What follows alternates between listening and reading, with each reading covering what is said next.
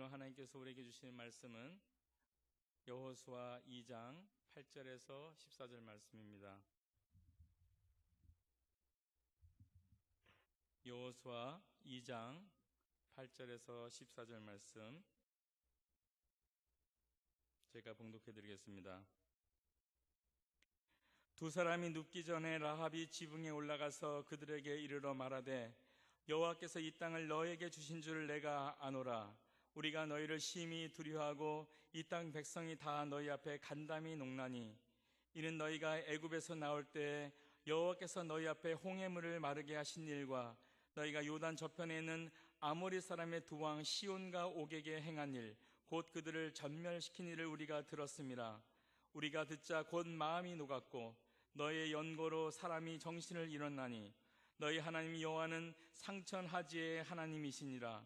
그러므로 청하노니 내가 너희를 선대하였은즉 너희도 내 아버지의 집을 선대하여 나의 부모와 남녀 형제와 무릇 그들에게 있는 모든 자를 살려주어 우리 생명을 죽는 데서 건져내기로 이제 여호와로 맹세하고 내게 진실한 표를 내라. 두 사람이 그에게 이르되 내가 우리의 일을 누설치 아니하면 우리의 생명으로 너희를 대신이라도 할 것이요 여호와께서 우리에게 이 땅을 주실 때에는 인자하고 진실하게 너를 대우하리라. 아멘. 오늘은 라합의 믿음을 본받아라는 제목으로 함께 은혜를 나누고자 합니다. 지금 여호수아서를 강의하고 있는데 올 1월 27일에 1장 25절 이후를 설교를 했어요. 그래서 오늘은 바로 2장으로 설교를 하려고 합니다. 오늘 함께 나눌 2절 말씀은 이제 요단강을 건널 준비를 하는 여호수아가 요단을 건너게 되면 전쟁을 치러야 되는데 그 정보를 얻기 위해서 스파이를 보낸 내용입니다. 그런데 이제 모세는 지파별로 해서 12명의 정탐꾼을 보냈어요.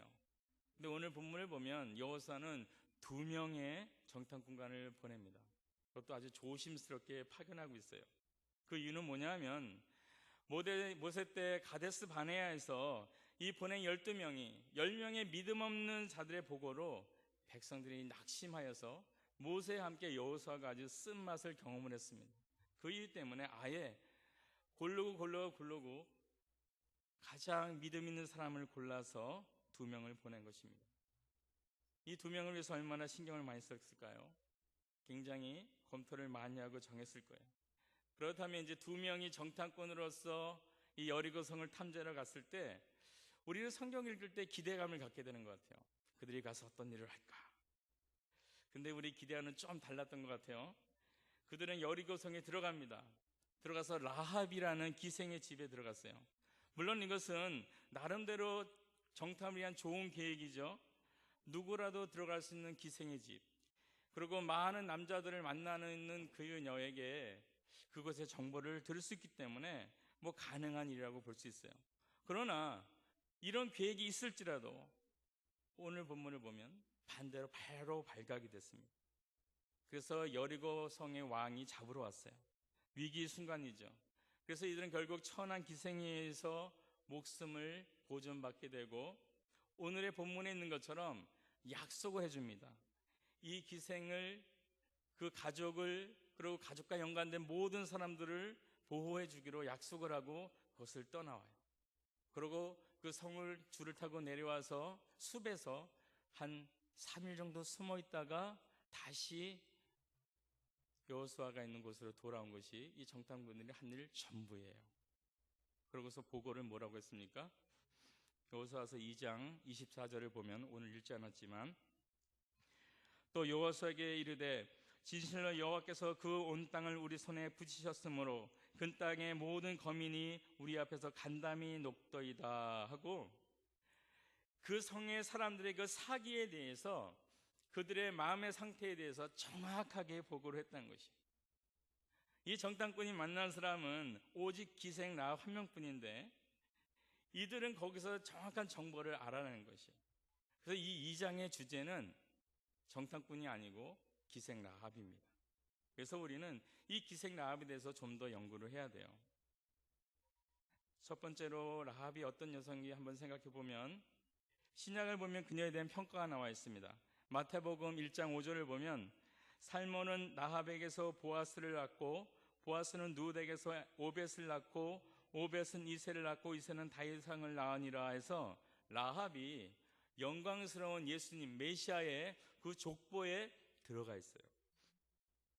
그리고 히브리서 11장 31절에는 믿음으로 기생 라합은 정탐꾼을 편안히 영접하였으므로 순종치 아니한 자와 함께 멸망치 아니하도다 해갖고 믿음의 여인으로 평가를 받고 있어요. 그리고 야고보서 2장 25절이죠. 이와 같이 기생 라합이 사자를 접대하여 다른 길로 나가게 할 때 행함으로 의롭다 하심을 받은 것이 아니냐 해서 행함으로 의롭다 함을 받은 여인이에요. 믿음의 여인이고 의로운 여인이죠. 그런데 그 앞에 단어, 라합 앞에 붙은 단어가 조금 거슬리죠. 기생 라합이라고 쓰고 있어요. 좀 빼면 좋은데 계속해서 기생 라합이라고 합니다. 기생은 한국말에서 사전적으로는 이런 뜻을 갖고 있어요. 노래나 춤을 배워 술자리에 나가서 흥을 돕는 업. 술자리에서 흥을 돕는 업이 기생이 하는 일인데, 그럼 우리가 생각할 때 사극에서 나오는 춘향전 같은 절개 있는 그런 좀 약간 수준 높은 그런 기생으로 생각할 수도 있겠는데요. 히브리 원어상에서 이 기생이라는 의미는 뭐냐면 간음하는 여인이라는 뜻이에요. 매춘부라는 뜻이죠. 결국 성경은 매춘부인 라합이 믿음의 여인이고 행함이 의로운 여인이고 거룩한 예수님의 족보 중에 있는 여인이라고 지금 얘기하고 있습니다. 하필 많은 여인 중에 왜 이 매춘부가 메시아의 족보에 들어가 있을까요? 라고 의문을 품는 분도 있을 거예요. 좀 뺐으면 얼마나 좋았을까? 아니면 그런 사실을 좀 숨겼으면 얼마나 좋았을까? 이런 마음을 동일하게 가졌던 분이 유명한 역사학자 중에 요세푸스라는 사람이 있어요. 이 사람이 여호수아 2장 1절에 기생 라합을 고치고 여간주인 라합이라고 이렇게 바꿔보기도 했어요. 근데 이것은 옳지 않은 방법이죠. 우리가 생각하는 거룩함의 기준과 하나님이 말씀을 통해서 이야기하는 그 거룩함의 기준은 다른 것이에요. 예수님께서는 이렇게 말씀하신 적이 있습니다. 마태복음 21장 31절에 내가 진실로 너에게 이르노니 세리들과 창기들이 너희 경건한 바리새인들보다 먼저 하나님의 나라에 들어가리라. 창기가 매춘부죠. 그들이 먼저 들어간다는 것이에요. 그리고 마태복음 1장 6절은 다윗은 밧세바에게서 솔로몬을 낳고 이렇게 되지 않지요. 다윗은 우리아의 아내에게서 솔로몬을 낳고 이렇게 기록되어 있습니다. 성경은 이렇게 정확하게 비윤리적인 사실을 다 기록하고 있어요. 그래서 하나님의 말씀입니다. 사람이 지은 글이라면 고쳤겠죠. 그런 불편한 말들을 뺐을 거예요. 그러나 그런 것을 빼지 않고 그대로 다 평가하고 있습니다. 왜요? 암만 마음이 합한 평가받은 다윗이라 할지라도 죄를 지을 수 있다는 것이죠. 그렇지만 또 죄를 짓고 회개하면 하나님께서는 용서하시고 또 쓰신다는 얘기를 하는 것이에요. 성경에서는 매춘부 라합이라고 정확히 기록한 이유가 있는 것입니다. 이것은 우리 스스로 거룩하게 돼서 하나님의 백성이 되는 것이 아니라는 것이죠. 믿음으로 하나님의 자녀가 돼서 비로소 우리가 하나님 때문에 거룩해진다는 것을 말하고 있는 것입니다. 그렇기 때문에 혹시라도 거북한 마음이 있다면 이 매춘부 라합이 어떤 이유로 믿음이 있다고 또 의롭다는 평가를 받았는지 그 부분을 함께 살펴봤으면 좋겠습니다. 라합은 믿음으로 위험한 선택을 했기 때문에 이런 인정을 받았어요. 그녀가 한 일이 뭡니까? 그녀는 생전 처음 보는 이스라엘 스파이 그 2명을 숨겨줬어요. 다시 말하면 지금 자기가 살고 있는 삶의 터전인 이 여리고를 멸망시키기 위해서 온 사람의 목숨을 구해준 거예요. 근데 이거 발각되지 않았으면 좋은데 발각되고 여리고 왕이 내놓으라고 했어요. 근데 이 상황에서 이 라합이 숨겨졌다는 것이죠. 이것은 무슨 얘기입니까? 라합이 위험을 지금 감수하고 이 두 정탐꾼을 도와줬다는 것이에요. 탄로나면 본인도 목숨을 잃어야 돼요. 왜요? 자기 나라를 공격하는 스파이를 숨겨줬기 때문에. 이 숨겨진 행동이 놀랍죠. 그 동기가 무엇일까요? 무엇 때문에 이 여인이 이렇게 두 정탐꾼을 숨겨줬을까요? 우리가 영에서 보면 미남, 잘생긴 남자는 뭐 숨겨주고 그러는데 그런 것 같지는 않아요. 여기서 보면은 여호수아 2장 9절에서 11절에 보면 이렇게 되어 있습니다. 말하되 여호와께서 이 땅을 너에게 주신 줄을 내가 아노라. 우리가 너희를 심히 두려워하고 이 땅 백성이 다 너희 앞에 간담이 녹나니 이는 너희가 애굽에서 나올 때 여호와께서 너희 앞에서 홍해물을 마르게 하신 일과 너희가 요단 저편에 있는 아모리 사람의 두 왕 시온과 옥에게 행한 일 곧 그들을 전멸시킨 일을 우리가 들었습니다. 우리가 듣자 곧 마음이 녹았고 너의 영고로 사람이 정신을 잃었나니 너희 하나님 여호와는 상천하지의 하나님이시니라. 라합은 먼저 하나님이 하늘과 땅의 주인인 진정한 하나님임을 믿었다는 것이에요. 이 땅이 지금 우리들이 살고 있지만, 이 가나안 백성들이 살고 있지만 하나님께서 원하신다면 이것을 바꿀 수 있다는 것이에요. 이 땅의 진정한 주인은 하나님이라는 사실을 믿었다는 것이죠. 그러면서 그는 불평하지 않았어요. 왜 내가 속한 민족이 아니고 왜 이스라엘 백성인가, 이런 불평하지 않았고요. 그 다스리시는 주인의 권위에 순종했다는 것을 지금 말해주고 있는 것입니다. 나에게 지금 모든 것을 잃게 된다 할지라도, 혹시 사람들한테 오해받고 외롭게 될지라도, 나의 모든 재산을 잃게 되는 직접적인 피해가 있다 할지라도 이 하나님을 선택하겠다는 것이에요. 이 하나님이 진정한 하나님이기 때문에. 여호와 하나님께서 홍해를 마르게 한 일, 그리고 강한 두 나라 두 왕 시온과 옥을 전면시킨 소문, 이 소문을 듣고 그는 이 하나님 편에 서는 것만이 살 수 있는 길이라, 구원의 한 가지 방법이라고 결정을 내리고 자기 생명을 여기에 맡겼던 것입니다. 사실 그렇잖아요. 쫓기고 있는 누군가를 숨겨지는 일은 위험한 일, 또 번거로운 일입니다. 라합에게 있어서는 이거 시끄러운 일이 벌어진 것이에요. 하지만 이 번거롭고 시끄러운 상황, 이것은 구원의 기회였던 것입니다.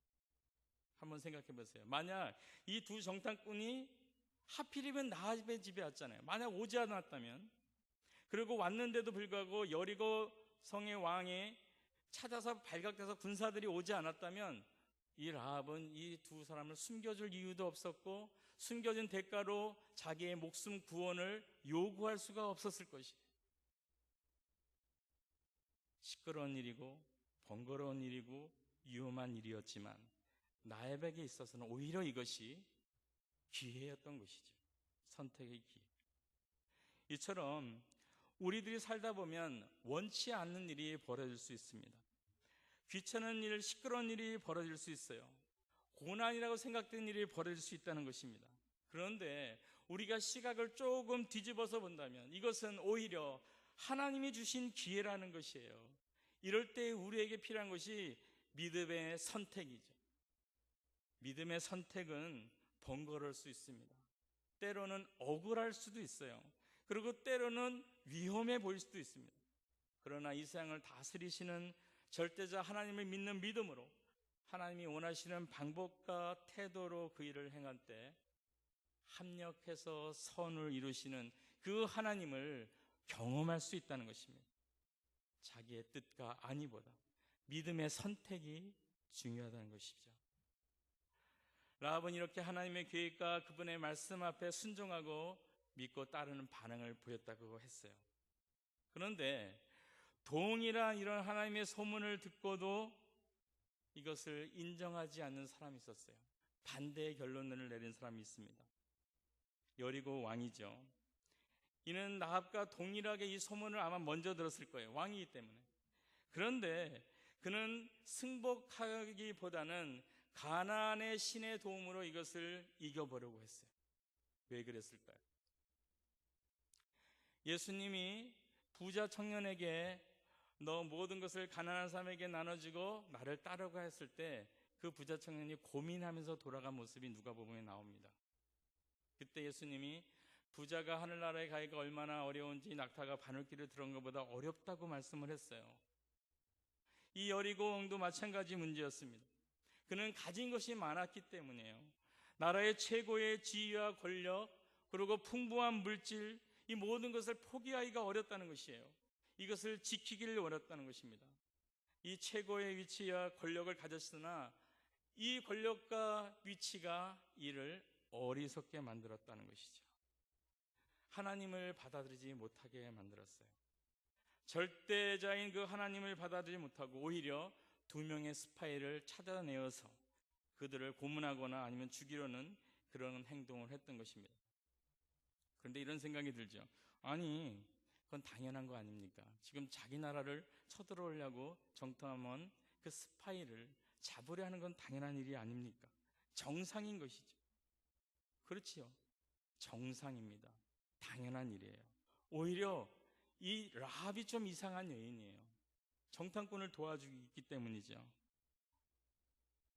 여리고 왕은 그리고 사회적으로 흠이 없는 사람이죠.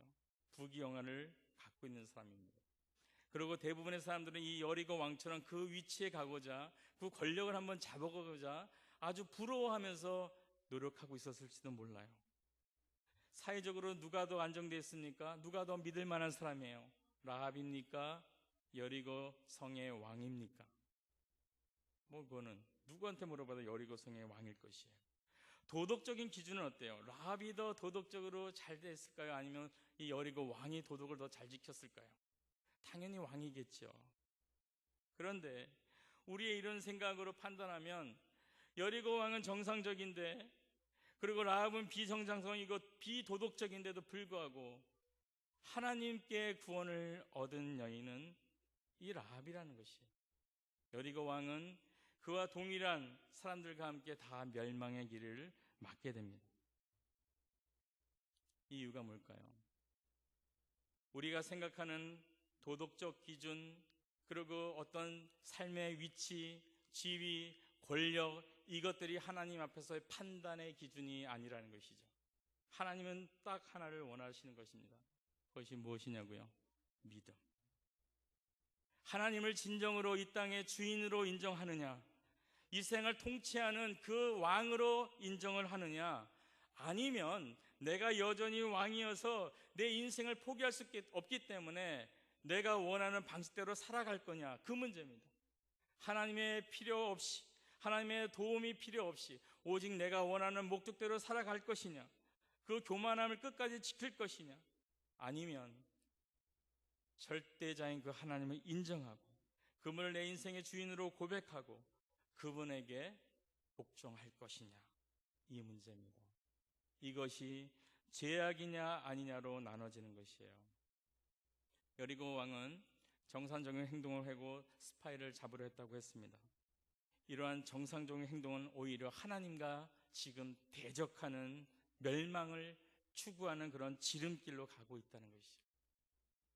제가 지금 비정상적으로 살자는 얘기를 말씀하는 것이 아니에요. 우리들은 정상적으로 살아야 됩니다.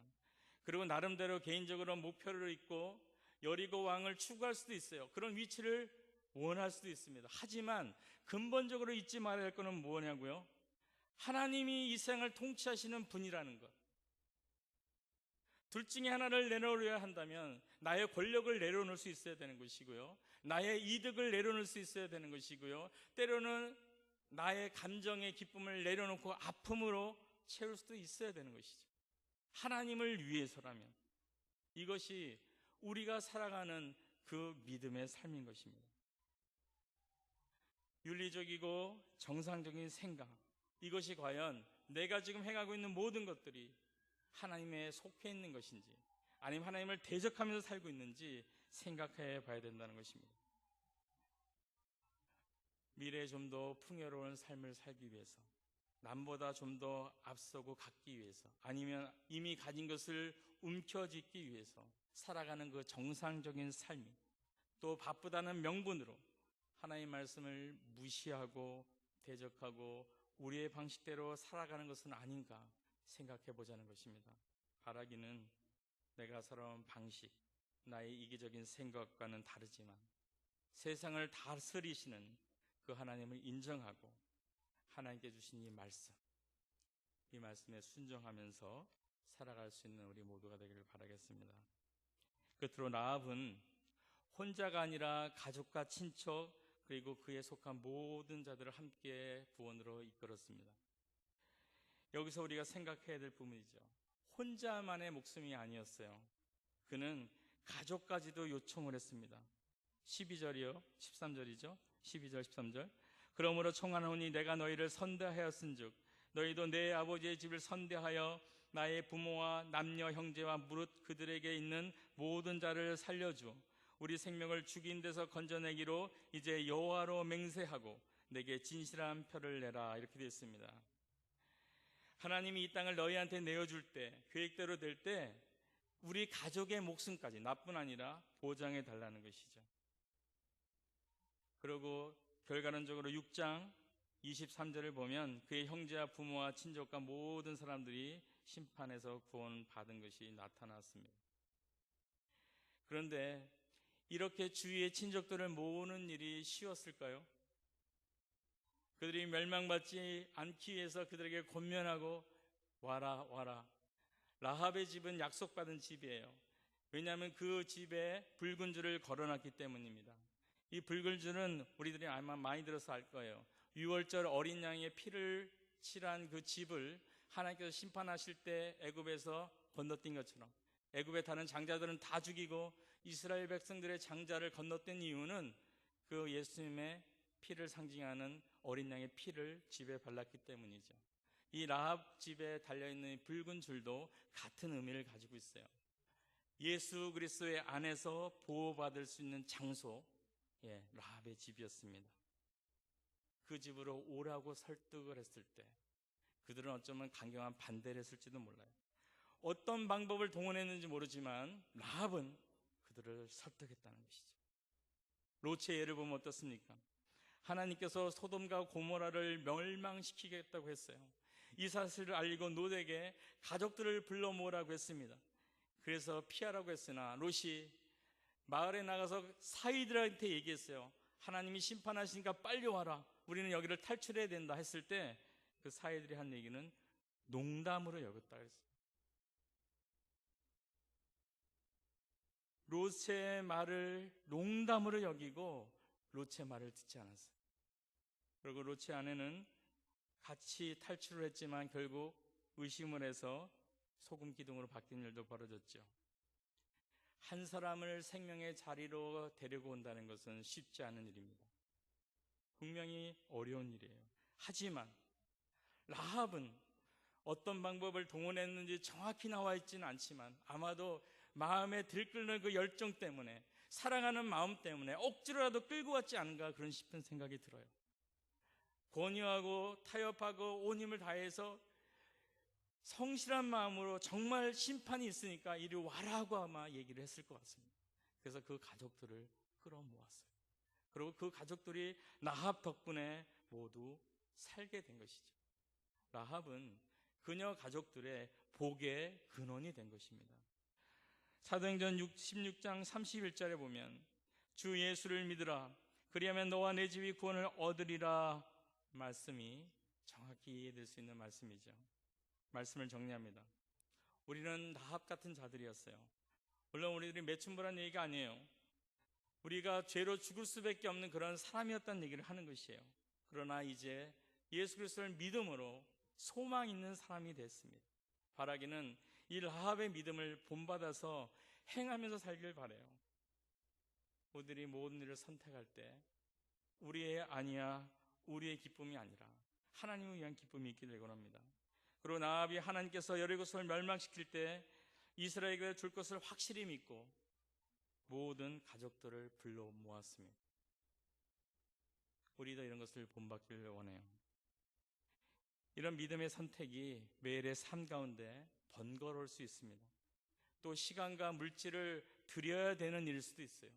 하지만 이런 믿음에 우리가 선택을 하면서 마음 말씀에 순종하며 살고 또 주님이 오실 날을 우리가 확실하게 믿고 우리 주변에 믿지 않는 가족들, 친지들 그리고 사랑하는 사람들을 예수님께로 이끌어옴으로 복의 근원으로 그 기쁨을 누리며 살아갈 수 있는 우리 모두가 되길 바라겠습니다.